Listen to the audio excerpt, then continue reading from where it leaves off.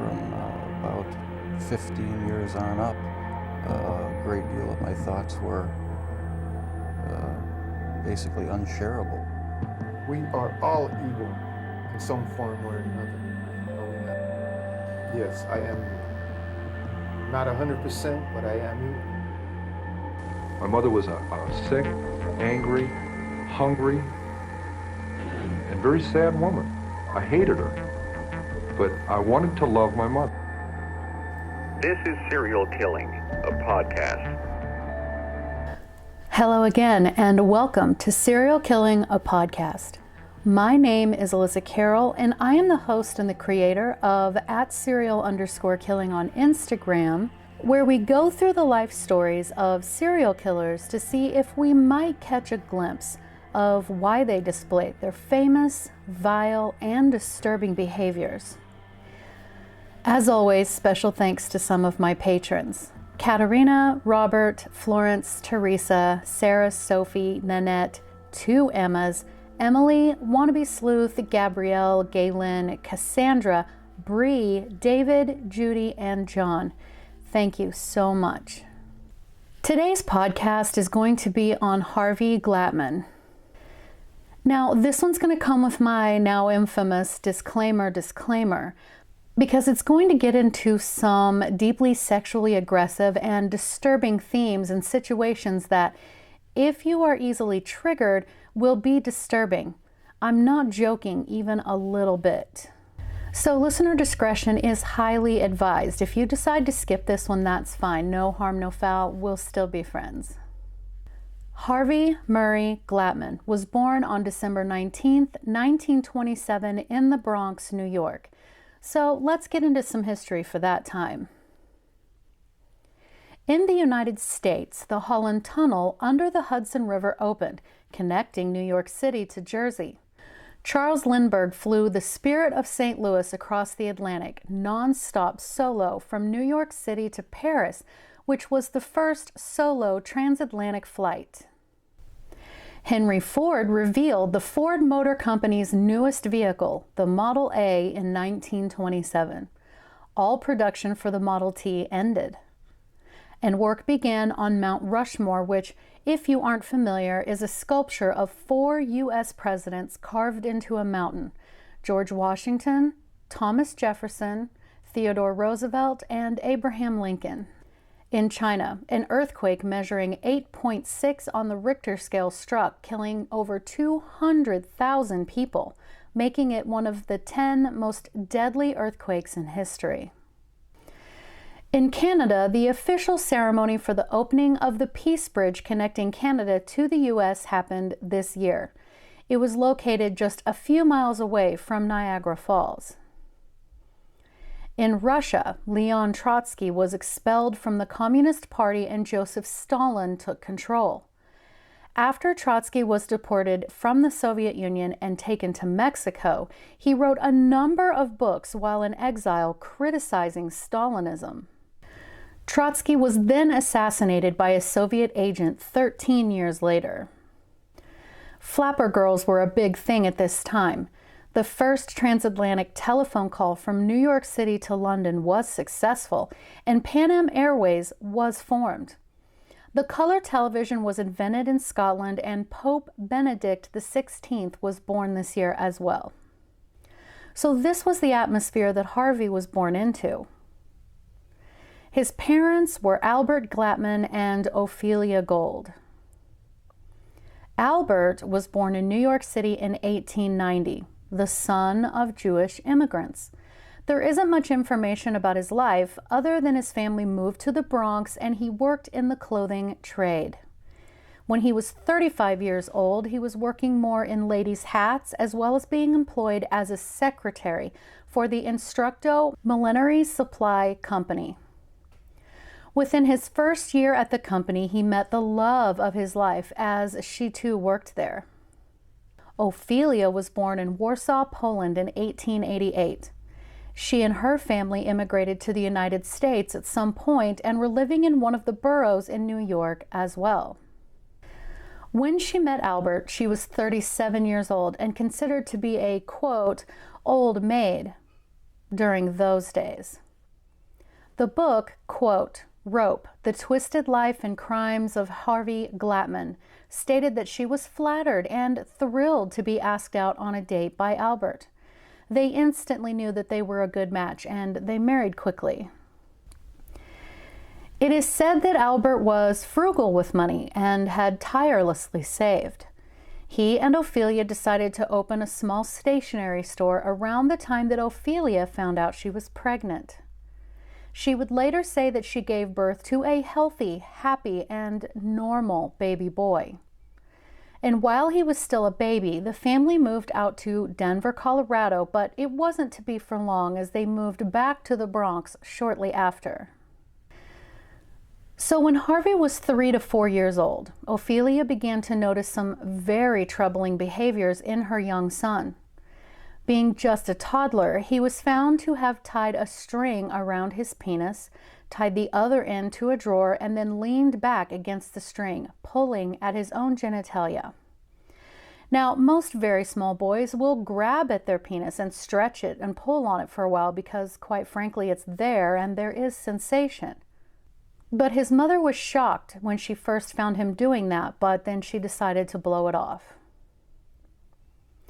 Around this same age, Harvey progressed from using string to finding rope and tying it around his neck, fastening the other end to a pipe or a rafter, using one hand to pull and yank on the rope and the other to pleasure himself, according to Radford University. At the tender age of 5, it would seem that he had to have surgery to have his tonsils and adenoids removed in 1932. His mother would later say that he was not a sickly child, but caught the normal illnesses that most children do, including whooping cough. And we must remember that back then, things were different, and this was not out of the norm. Ophelia did get him vaccinated against smallpox, took him for checkups, and so on. At 6 years old, Harvey began going to public school instead of his local synagogue. His mother would later say that he was, quote, a very good student, never truant, never gave anyone any trouble, unquote. At 11 years old, Harvey was already regularly engaging in autoerotic asphyxiation, which means strangling or suffocating oneself to heighten sexual arousal and orgasm. When the brain is deprived of oxygen, a sort of euphoria is achieved. And side note, don't do this. Please don't deprive your brain of oxygen. That's bad. Just don't. Now, his parents eventually discovered what he was doing when they came home from work and found him with a red and swollen neck. They took him to a doctor that told them it was growing pains and that he would eventually outgrow it.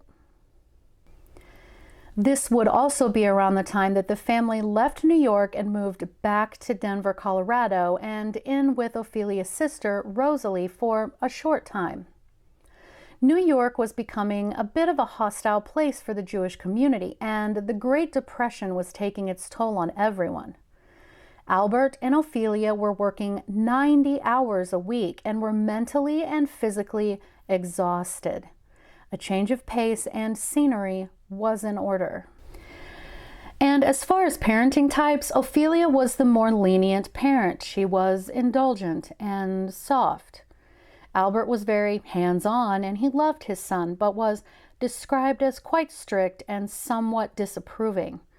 So once settled in Denver, Albert caught his son masturbating and warned him that it would, quote, cause acne. For reference, he was already developing pretty severe acne and his ears were larger than average, and his classmates took great pleasure in bullying him about it. It was at this point that Albert convinced himself that Harvey was homosexual, which back then was considered bad. At 12 years old, Harvey began junior high. Per Radford University, his peers continued to make fun of his severe acne and larger ears. But he tested, quote, very superior in school. He was most certainly introverted and was painfully shy when it came to girls. His face would turn red with embarrassment, and he would later say that he felt inadequate around them. His coping mechanism wasn't anything healthy. In fact, it was breaking into people's homes and stealing random things. He stole a handgun from one house. Harvey also began sort of stalking women while they walked home. One woman in particular he followed home, then forced her into her bedroom. He then placed a cloth into her mouth to gag her and bound her arms with a rope that he had brought with him. Once she was subdued, he took his time unbuttoning her blouse and unzipping her skirt to fondle her. Feeling the rush of having such control and seeing her terror, he went on to do this to multiple women. Needless to say, it didn't take him long to become quite comfortable with touching women. So comfortable, in fact, that his days of being so shy around women were effectively over.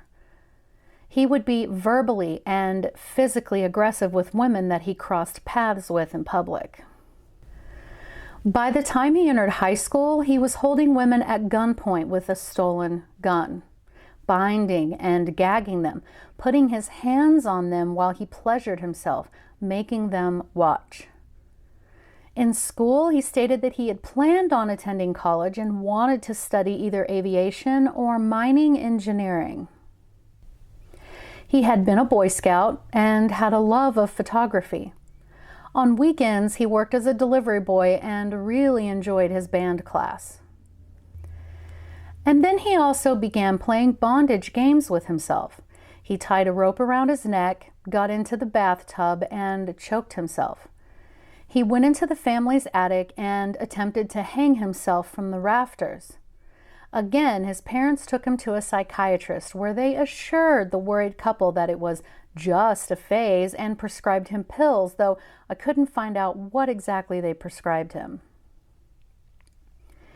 Now, as the women reported these assaults to the police, they described him as an adolescent, thin, with prominent ears and a, quote, chipmunk face. So, while out on patrol in May of 1945, an officer recognized Harvey and saw him attempting to break into the apartment of a young woman and detained him. On him, they found some rope and a .25 caliber pistol.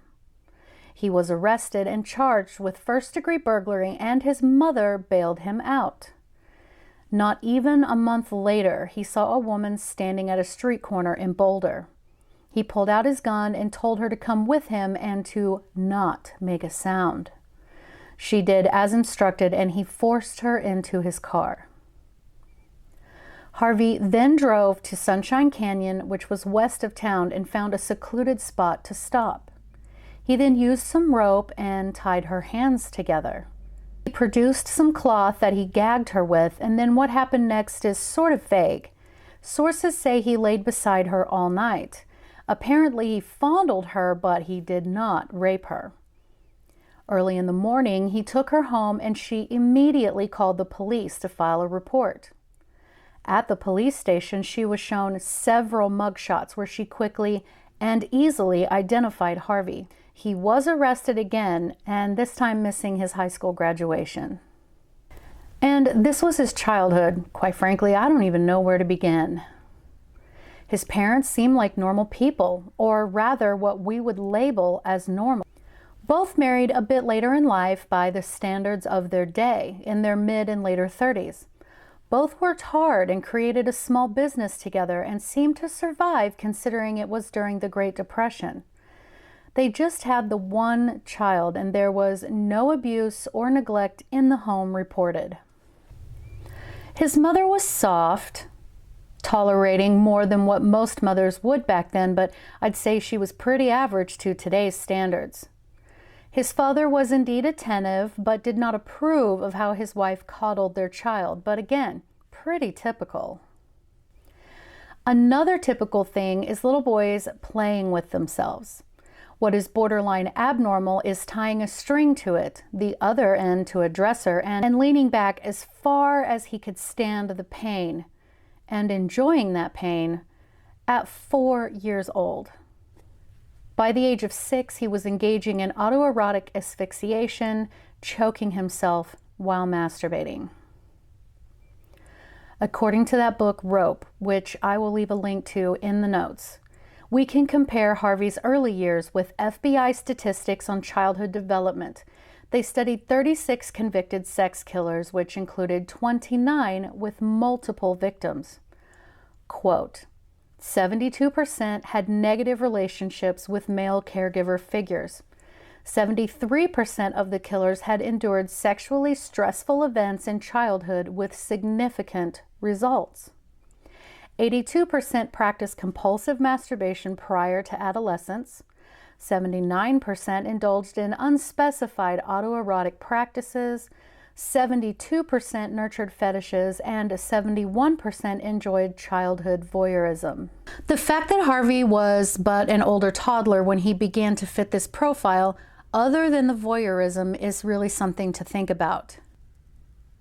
It is said that Harvey never spoke of his father or mother or anyone else molesting him or anything of that nature, but it still begs the question of where this behavior came from.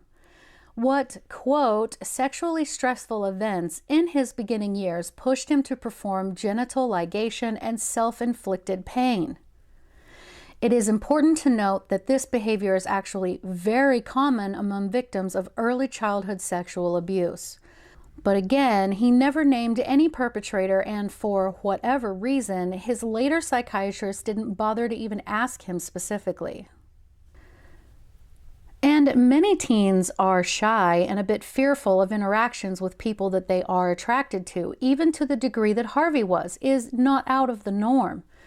But his developing coping mechanism of beginning to stalk women or breaking into their apartments to bind and gag them just to be able to touch them is not.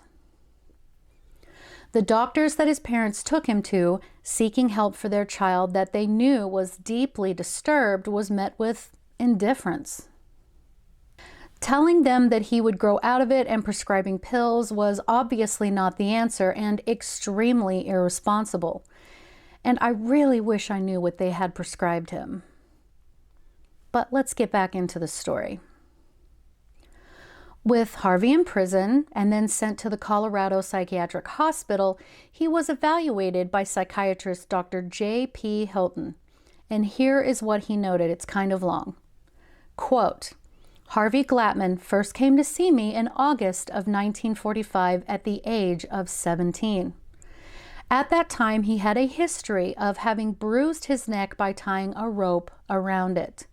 He was sullen, morose, and very disrespectful, and for several years had felt that everyone was against him, including his parents.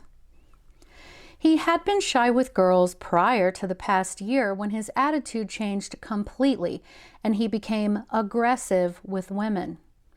His past physical history was negative except for a tonsillectomy. The family history was negative except that a cousin of his father had been institutionalized, unquote. So then Dr. Hilton diagnosed Harvey as schizophrenic, which during the time was described as having a split personality. Back then, it was used to describe a group of psychiatric disorders, stating the person withdrew from reality, had illogical thought patterns, suffered with delusions and hallucinations, and was accompanied by varying degrees of emotional, behavioral, or intellectual disturbances. But in 1945, there really wasn't much they could do. And then Harvey was bonded out of jail again, and he wasted absolutely zero time attacking women again. 2 he bound, gagged, molested, and robbed in the Park Hill neighborhood of Denver. He also molested another woman, but she was able to escape, screaming out of her house.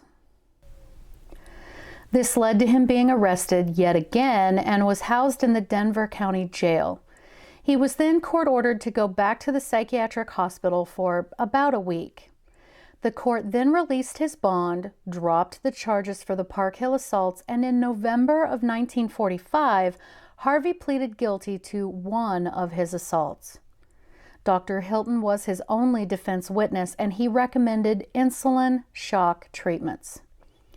Now, for those that are not familiar with this treatment, it was also called insulin coma therapy and was a form of psychiatric treatment where patients were repeatedly injected with large doses of insulin in order to produce daily comas over several weeks. It began in 1927 and was used extensively in the 40s and the 50s as a treatment for mostly schizophrenia. Back then, doctors reported that this treatment was effective in around 80% of patients. Others claimed it was only about 50% effective, and even then, in those who had only been having symptoms for less than a year.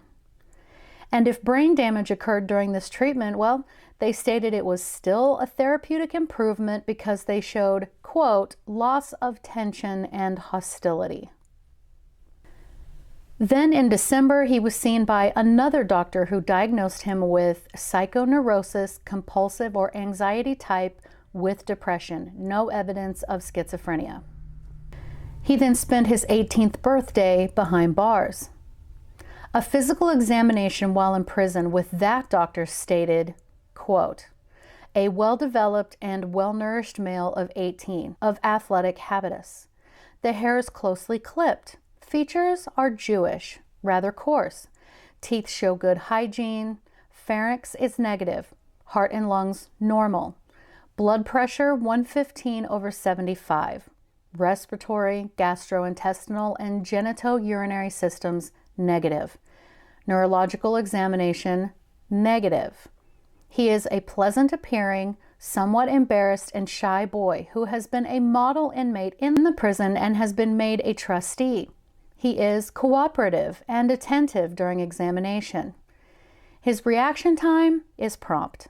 He is slightly retarded in his productivity. He is relevant and coherent. His thinking and his ideas progress in a logically associated manner. Emotionally, he is complacent. The emotions are obviously resonant and he shows definite, appropriate, effective reaction to his situation. In other words, he shows embarrassment, speaking of sex. He is not unduly depressed by his prison term, feels that he has not been done an injustice. Abnormal thought content cannot be determined. There is no history or obvious finding of any hallucinatory experiences, and no delusional content can be elicited. The sensorium is entirely intact.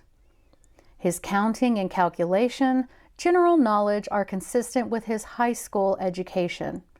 Rorschach examination shows a good contact with reality and ability to get along with other people. He is rigid in his concept and his form perception is hyper-accurate. There is evidence of anxiety, but emotions are well controlled. Practically no fantasy life is evident. There is color shock and rejection of color cards, which is consistent with a neurosis. Conclusion: I can find no evidence of schizophrenia and do not believe shock treatment is indicated. Unquote. So now Harvey served 8 months in prison working on a labor gang and was described as an average worker. He was paroled in July of 1946. Ophelia later stated that a doctor told her that she should take Harvey out of the state and to get him dancing lessons to increase his confidence with young women.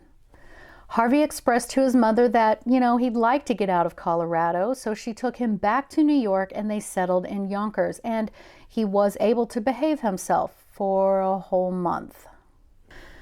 In August, and armed with a toy gun, he stopped a couple on the street around midnight. He tied the man up with some rope and began to fondle the woman. However, the boyfriend was able to free himself and lunged at Harvey, who quickly pulled out a pocket knife, slashing at the young man and running away. A few nights later, on a train headed to Albany, he stuck his toy gun into the back of a young nurse and demanded her money. He then tried to bind her hands, but she began screaming and he ran away. The next night, he used his toy gun to mug 2 women and they went straight to the police. He was, of course, found 2 days later stalking his next victim. They detained him, they found his toy gun, a pocket knife, and some rope with him. And he was put right back in prison, Sing Sing to be exact, and sentenced to 5 to 10 years. Again, while in prison, he was evaluated by yet another doctor who diagnosed him as having, quote, psychopathic personality, schizophrenic type with sexually perverted impulses as the basis for his criminality. While there, he was described as being psychoeducated and antisocial, and that he should be segregated even if schizophrenia does not seem to be developed. And yet, he was out on parole again after less than 3 years. In 1948, 21-year-old Harvey was free. He was ordered to stay under the care of his mother, get a full-time job, and be under court-ordered observation for 4.5 more years. So, he and his mother moved back to Denver, back in with his father. And for a time, there wasn't any information stating that he had caused any major trouble. It is reported that he worked various odd jobs and checked in with his parole officer as he was expected to. But he was very depressed and was having thoughts of suicide, even going as far as to gas himself in the family car in the garage, but he chickened out. And then in October of 1952, 62-year-old Albert's father died from complications of him having diabetes. Harvey was 25 years old. It was observed that he certainly acted like he was devastated at the passing of his father. Albert had been ill for a bit, and Ophelia had been forced to work more and keep an eye on her son less, but with Albert's passing, she had to work even more to make ends meet, leaving Harvey to take care of himself. He succeeded for a time, and in 1954, he began working as a butcher in a suburb of Aurora, Colorado, where he earned $65 a week, which was not a bad wage for those days. This job lasted all of 10 months. And then he went to work as a clerk and delivery man for another market, but again, he was only there for about 5 months. He was officially released from parole in September of 1956, citing that, quote, his debt to society had been paid in full, unquote. In January of 1957, Harvey decided he wanted to move to Los Angeles. Once there and settled in, he took up his old hobby of photography, along with working as a TV repairman. He then began to visit what was referred to as camera clubs, where people would take, quote, art pictures of young, usually naked models. It was said that these girls were most often women who wanted to be actresses and were trying to make money however they could. Harvey began going by the name Johnny Glenn. He then called a young 19-year-old woman named Judith Dull, describing himself as a freelance photographer for a True Detective magazine, offering her a photo shoot for $20 an hour, and she happily agreed to one that very afternoon. He asked her to wear a tight skirt and sweater. He met her at her apartment, and together they went to his supposed studio to begin the photo shoot. At first, she truly believed that it was just a fake bondage shoot, and she allowed Harvey to bind her with rope, gag her, and she acted as if she were truly terrified. Harvey took pictures of her tied in a chair, and then he pulled out a gun. He then undid her bindings and ordered her to strip naked, promising her no harm would come to her if she complied, that all he wanted was to have some fun with her. He then raped her repeatedly into the evening. He then told her he was going to drive her out to the middle of nowhere and give her bus fare to get back into town, and then he demanded she get into his car. He did indeed drive her out into the desert, only he strangled her with a cord, then took photographs of her posed dead body and left her to be consumed by the wildlife. Harvey then went quiet for 7 months before striking again. In March of 1958, advertising himself as George Williams, a plumber in a Hollywood Lonely Hearts Club, he managed to set a dinner date with 30-year-old Shirley Ann Bridgeford. He picked her up and then drove to a secluded area off of a highway and pointed a gun at her. He proceeded to rape her multiple times in the back seat of his car. Once he had had his fill, he then drove her out into the desert and forced her to lay face down, where he hogtied her, photographed her, strangled her to death, and then continued taking pictures of her corpse. 4 months later, Harvey placed a classified ad in the Los Angeles Times looking for a model to pose for him. 24-year-old Rose Mercado answered the ad and agreed to let Frank Wilson, quote unquote, come to her home. He showed up and she presented her portfolio, which he looked through, and they agreed upon a price. He left, stating that he would call her soon.